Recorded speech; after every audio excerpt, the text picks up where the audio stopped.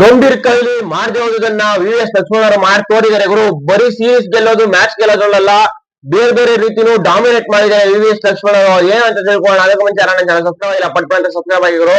ಅದೇ ರೀತಿ video star like ಮಾಡಿ, ಒಳ್ಳೆ ನಮ್ಮೆಲ್ಲ ಕೂಡ ಶೇರ್ ಮಾಡಿ. ಬನ್ನಿದ್ರು, ಗಂಭೀರ್ ಕೈಲಿ ಮಾಡಕ್ ಆಗದೆ ಹೋಗೋದನ್ನ ವಿ.ಎಸ್. ಲಕ್ಷ್ಮಣ್ ಏನ್ ಮಾಡಿದ್ರು ಅಂದ್ರೆ, ಮೊದಲನೇಗೆ ಶ್ರೇಯಸ್ ಅಯ್ಯರ್ ಕ್ಯಾಪ್ಟನ್ಸಿಲಿ ಮ್ಯಾಚ್ ನ ಗೆಲ್ಲೋದಾಗಿರ್ಬೋದು, ಸೀರೀಸ್ ನ ಗೆಲ್ಲೋದಾಗಿರ್ಬೋದು, ಎರಡು ಕೂಡ ಗಂಭೀರ್ ಕೈಲಿ ಆಗಿರ್ಲಿಲ್ಲ. ಈ ಎರಡನ್ನು ಕೂಡ ವಿ.ಎಸ್. ಲಕ್ಷ್ಮಣ್ ಅವರು ಮಾಡಿದ್ದಾರೆ. ಶ್ರೇಯಸ್ ಅಯ್ಯರ್ ಅವರು 7 ಮ್ಯಾಚ್ ಅಲ್ಲಿ ಒಂದು ವಿಕ್ಟರಿನೂ ಕೂಡ ಪಡ್ಕೊಂಡಿರಲಿಲ್ಲ. 8ನೇ ಮ್ಯಾಚ್ ಅಲ್ಲಿ ಫಸ್ಟ್ T20 ವಿಕ್ಟರಿನ ಪಡ್ಕೊಂತಾರೆ. ಅದೇ ರೀತಿ 2 ಸೀರೀಸ್ ನ ಸೋತಿರ್ತಾರೆ ಕ್ಯಾಪ್ಟನ್ ಆಗಿ. ಅದೇ ಆದ್ರೂ ಕೂಡ ಇಲ್ಲಿ 3ನೇ ಸೀರೀಸ್ ಬಂದ್ಬಿಟ್ಟು ಲಕ್ಷ್ಮಣ್ ಅವರ ಕೋಚಿಂಗ್ ಪೀರಿಯಡ್ ಅಲ್ಲಿ ಶ್ರೇಯಸ್ ಅಯ್ಯರ್ ಅವರು ಗೆಲ್ತಾರೆ. ಇದಕ್ಕೆಲ್ಲ ರೀಸನ್ ಏನಪ್ಪಾ ಅಂದ್ರೆ, ಟೀಮ್ ಒಳಗಡೆ ನಡೆದಿರುವಂತದ್ದು ನಾವು ನೋಡಿರ್ಬೋದು. ಜಿಂಬಾಬ್ವೆ ಮೇಲೆ ಆಗಿರ್ಬೋದು, ಇಂಗ್ಲೆಂಡ್ ಮೇಲೆ ಆಗಿರ್ಬೋದು, ನಮ್ಮ ಟೀಮ್ 160+ ಅಥವಾ 150+ ಟಾರ್ಗೆಟ್ ಐತಿ ಅಂದ್ರೆ ಅದನ್ನ ಚೇಂಜ್ ಮಾಡಕ್ಕೂ ಕೂಡ ಆಗ್ತಿರ್ಲಿಲ್ಲ. ಕೆಲವೊಂದ್ಸಲ ಹತ್ರನೂ ಹೋಗಿಲ್ಲ ರನ್ ಚೇಸ್ ಅಲ್ಲಿ. 150 160 ಅಂದ್ರೆ ಹತ್ರನೂ ಹೋಗ್ದಂಗೆ ಟೀಮು ಈ ರೆಸ್ಟ್ರಿಕ್ಟ್ ಆಗೋಗಿದೆ. ಇನ್ನು ಫಸ್ಟ್ ಬ್ಯಾಟಿಂಗ್ ಸಿಕ್ತು ಅಂದ್ರೂ ಕೂಡ ನಮ್ ಕೈಲಿ 160 170 180 ಈ ಟಾರ್ಗೆಟ್ ನ ಹೊಡೆಯಕ್ಕೆ ಆಗ್ತಾ ಇರ್ಲಿಲ್ಲ. ಒಂಥರ ಬ್ಯಾಟರ್ಸ್ ಎಲ್ಲ ಫೇಲ್ ಆಗ್ತಾ ಇದ್ರು. ಈ ಟೈಮ್ ಅಲ್ಲಿ ವಿ.ಎಸ್. ಲಕ್ಷ್ಮಣ್ ಅವರು ಏನ್ ಮೋಡಿ ಮಾಡಿದ್ರು, ಟೀಮ್ ಬರ್ತಾ ಇದ್ದಂಗೆನೆ ಒಳ್ಳೆ ಸೈಕ್ ಆಗಿ ಮೊದಲನೇ ಮ್ಯಾಚ್ 125 ನ ಆದಷ್ಟು ಬೇಗ ಚೇಸ್ ಡೌನ್ ಮಾಡಾಕ್ತಾರೆ ಇಂಡಿಯನ್ ಟೀಮು. ಅದೇ ರೀತಿ ಇಲ್ಲಿ 270 ನ ಫಸ್ಟ್ ಬ್ಯಾಟಿಂಗ್ ಆಡಿ ಇಂಡಿಯನ್ ಟೀಮ್ ಹೊಡಿತಾರೆ. ಇನ್ನು ಇಲ್ಲಿ ನಾವು ಅಬ್ಸರ್ವ್ ಮಾಡ್ಬೋದು, ಇಲ್ಲಿ ಬ್ಯಾಟರ್ಸ್ ಗಳು ಸಖತ್ತಾಗಿ ಆಡ್ತಾನೆ ಇರ್ಲಿಲ್ಲ. ತಿಲಕ್ ವರ್ಮ ಆಗಿರ್ಬೋದು, ತಿಲಕ್ ವರ್ಮ ಅವ್ರನ್ನ ಟೀಮ್ ಇಂದ ಡ್ರಾಪ್ ಮಾಡ್ಲೇಬೇಕು ಅಂತ ವದಂತಿಗಳು ಬರ್ತಾ ಇದ್ವು. ಆದ್ರೆ ಇಲ್ಲಿ ಯಾವ ರೀತಿ ಒಳ್ಳೆ ಬೆಸ್ಟ್ ಸ್ಟ್ರೈಕ್ ರೇಟ್ ಅಲ್ಲಿ 60+ ನ ಹೊಡಿತಾರೆ ತಿಲಕ್ ವರ್ಮ ಅವರು.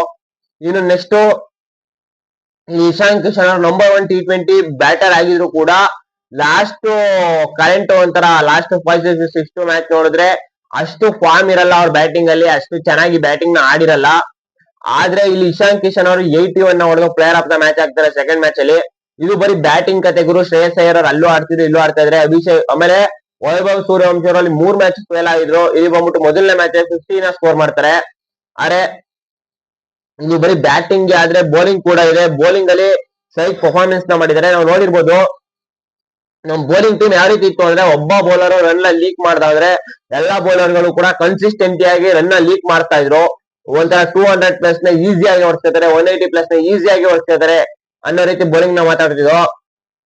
ಆದ್ರೆ 2 ಮ್ಯಾಚ್ ಕೂಡ ಬಿಲೋ 130 ಟೀಮ್ ನ ಕಟ್ ಹಾಕಿದ್ದಾರೆ ಗುರು. ಬಿಲೋ 130 ಒಳ್ಳೆ ಬೌಲಿಂಗ್ ನ ಮಾಡಿ, ಅದು ಕೂಡ ಅಲ್ಲಿದ್ದಂತ ಎಕ್ಸ್ಪೀರಿಯನ್ಸ್ ಬೌಲರ್ಸ್ ಗಳಿಗಿಂತ ಇಲ್ಲಿರುವಂತ ಯಂಗ್ ಬೌಲರ್ಸ್, ಒಂಥರ ಡೆಬ್ಯೂ ಮಾಡಿರುವಂತ ಬೌಲರ್ಸ್ ಗಳೇ ಒಳ್ಳೆ ಚೆನ್ನಾಗಿ ಪರ್ಫಾರ್ಮೆನ್ಸ್ ನ ಮಾಡಿದ್ದಾರೆ. ಆಮೇಲೆ ಗಂಭೀರ ಕೋಚಿಂಗ್ ಪೀರಿಯಡ್ ಅಲ್ಲಿ ಏನಾಗ್ತಿತ್ತು ಅಂದ್ರೆ, ಆಲ್ರೌಂಡರ್ಸ್ ಅಷ್ಟಾಗಿ ಬೌಲಿಂಗ್ ನ ಮಾಡ್ತಾ ಇರಲಿಲ್ಲ. ಫಾರ್ ಎಕ್ಸಾಂಪಲ್ ಅಭಿಷೇಕ್ ಶರ್ಮಾ ಅವರು. ಇಲ್ಲಿ ಅಭಿಷೇಕ್ ಶರ್ಮಾ ಅವರು ಬೌಲಿಂಗ್ ನ ಮಾಡಿ ಬೇಗ ಬೇಗ ವಿಕೆಟ್ ನ ತೆಗೆದು ಜಿಂಬಾಬ್ವೆ ಟೀಮ್ ನ ಬೇಗ ಆಲ್ ಔಟ್ ಮಾಡಕ್ಕೆ ಒಂದು ಹೆಲ್ಪ್ ನ ಮಾಡಿದ್ರು, ನೋಡಿರ್ಬೋದು.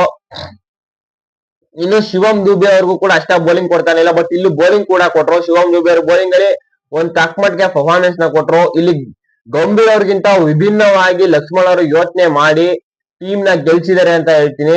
ಇದ್ರ ಬಗ್ಗೆ ನೀವೇ ಹೇಳ್ತೀರಾ ನನ್ನ ಕಮೆಂಟ್ ಮಾಡಿ. ಚಾನಲ್ ಸಬ್ಸ್ಕ್ರೈಬ್ ಮಾಡೋದು ಮರಿಬೇಡಿ. Thank you guys.